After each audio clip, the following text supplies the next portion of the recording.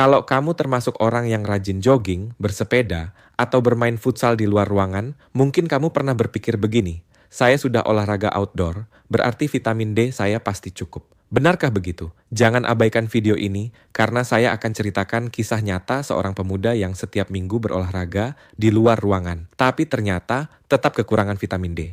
Dan dari sini kita akan tahu jawabannya, apakah olahraga outdoor cukup untuk vitamin D? Bayangkan seorang pria bernama Andi, usia 30 tahun. Setiap minggu pagi, ia rutin bersepeda keliling kota bersama komunitasnya. Ia juga sesekali jogging sore di taman.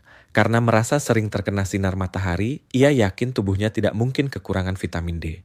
Namun saat melakukan medical check-up di kantor, hasil laboratorium menunjukkan kadar vitamin D-nya sangat rendah. Andi terkejut. Bagaimana mungkin? Saya kan sering olahraga di luar ruangan. Dokternya menjelaskan, olahraga outdoor memang bagus untuk kesehatan, tapi tidak selalu cukup untuk memenuhi kebutuhan vitamin D. Kisah Andi adalah gambaran nyata banyak orang. Kita sering mengira bahwa hanya dengan olahraga outdoor, otomatis vitamin D terpenuhi. Padahal kenyataannya tidak sesederhana itu. Vitamin D terbentuk di kulit saat terkena sinar ultraviolet B (UVB) dari matahari. Masalahnya, tidak semua aktivitas outdoor memberikan paparan UVB yang cukup. Ada banyak faktor yang menentukan, seperti waktu olahraga, durasi, pakaian, warna kulit, polusi, bahkan lokasi geografis.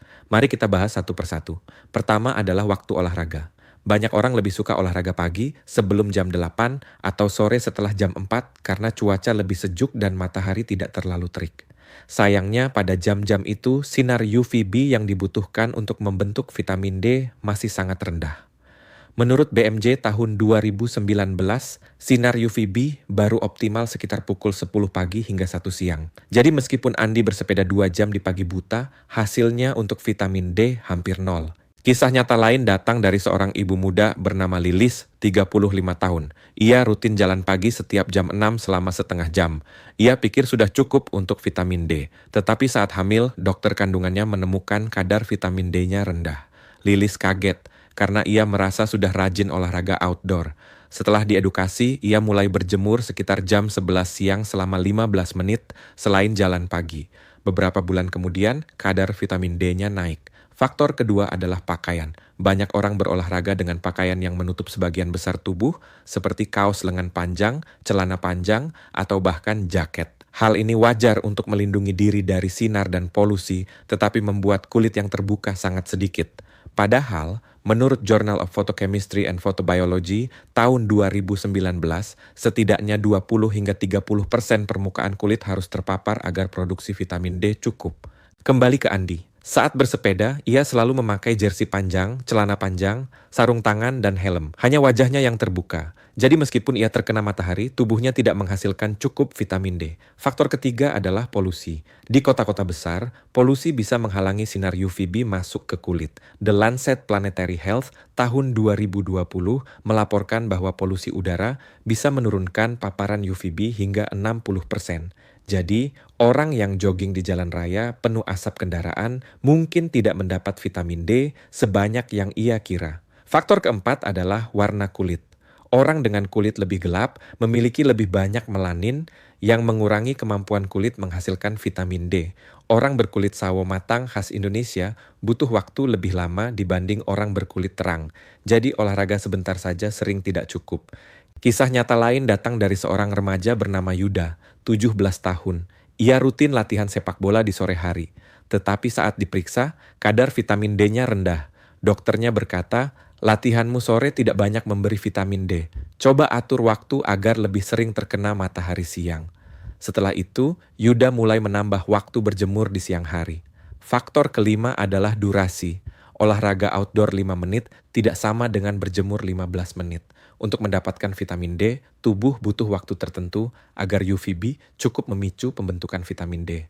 WHO tahun 2021 menyarankan paparan 10 hingga 20 menit 2-3 kali seminggu dengan kulit terbuka. Jadi jika olahraga hanya sebentar atau dilakukan saat matahari belum optimal, hasilnya tetap minim. Selain itu, ada faktor usia. Lansia lebih sulit menghasilkan vitamin D dibanding anak muda, meskipun sama-sama olahraga outdoor. Semua faktor ini menunjukkan bahwa olahraga outdoor tidak otomatis berarti cukup vitamin D. Olahraga tetap memberi banyak manfaat seperti meningkatkan kebugaran, menjaga berat badan, memperkuat jantung, dan menurunkan stres. Tetapi jika tujuannya khusus untuk vitamin D, olahraga outdoor harus dilakukan pada waktu yang tepat, dengan pakaian yang memungkinkan kulit terkena sinar dan cukup durasi. Kembali ke Andi. Setelah mendapat edukasi, ia mengubah kebiasaannya. Ia tetap bersepeda minggu pagi, tetapi juga meluangkan waktu 15 menit berjemur jam 11 siang dengan membuka lengan dan kaki. Ia juga mulai minum susu fortifikasi dan makan ikan laut. Beberapa bulan kemudian kadar vitamin D-nya meningkat.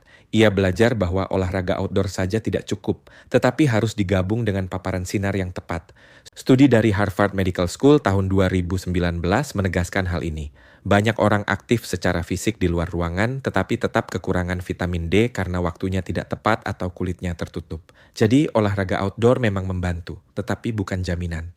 Kisah nyata lain datang dari seorang lansia bernama Pak Rahmat, 68 tahun. Ia rutin jalan sore di taman setiap hari, tetapi ia tetap mengalami defisiensi vitamin D. Dokternya menyarankan untuk berjemur sebentar di pagi menjelang siang. Setelah beberapa bulan, tubuhnya lebih bugar dan nyeri sendinya berkurang. Kontroversi muncul karena ada anggapan bahwa olahraga outdoor otomatis cukup. Padahal penelitian dari Nature Reviews Endocrinology tahun 2020 menunjukkan bahwa gaya hidup modern, polusi, pakaian, dan kebiasaan olahraga membuat banyak orang tropis sekalipun tetap defisiensi. Selain sinar matahari, makanan juga penting. Ikan berlemak, telur, hati sapi, dan susu fortifikasi adalah sumber vitamin D. Suplementasi juga bisa dipertimbangkan, terutama bagi mereka yang sulit mendapat sinar matahari optimal. Jadi, apakah olahraga outdoor cukup untuk vitamin D? Jawabannya tergantung. Jika dilakukan di waktu yang tepat, dengan kulit terbuka, dan cukup durasi, olahraga outdoor bisa membantu. Tetapi, jika hanya pagi buta atau sore hari dengan pakaian tertutup, maka olahraga outdoor tidak cukup. Pesan pentingnya adalah jangan puas hanya dengan olahraga outdoor. Nikmati manfaat olahraga untuk jantung dan tubuh, tetapi pastikan juga mendapat paparan sinar yang tepat untuk vitamin D. Kombinasikan dengan makanan bergizi, dan bila perlu, suplemen sesuai arahan dokter. Kisah Andi, Lilis, Yuda, dan Pak Rahmat memberi pelajaran jelas. Olahraga outdoor itu baik, tetapi bukan jaminan cukup vitamin D. Kuncinya ada pada waktu, durasi, dan paparan kulit.